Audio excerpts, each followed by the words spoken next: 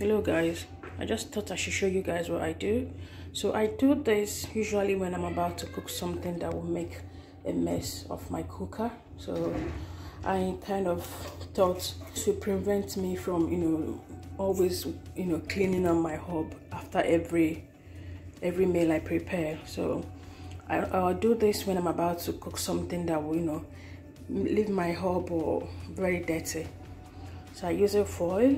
This is just normal foil, this. So this is a normal foil, and I use it to cover up the cooker. So any mess from the cooking, any spill from the pot or from the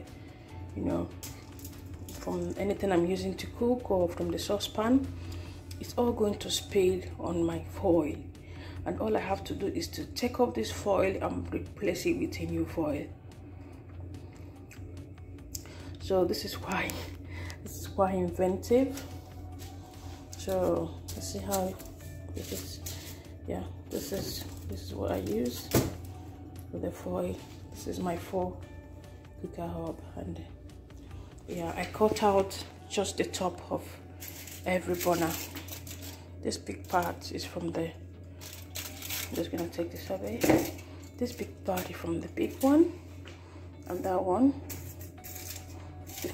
this part is from what I cut off from, I think it's this one, and this part, this one when I cut off from the top of the other one, and this one is from what I cut off from the other one. So you see, so just put it on top of your cooker.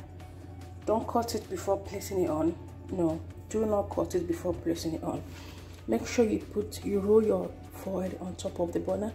First of all, remove this so you can get exact shape of your burner. So take this away, roll in your foil, then use a sharp knife. I use the sharp knife to cut around the circle of the burner.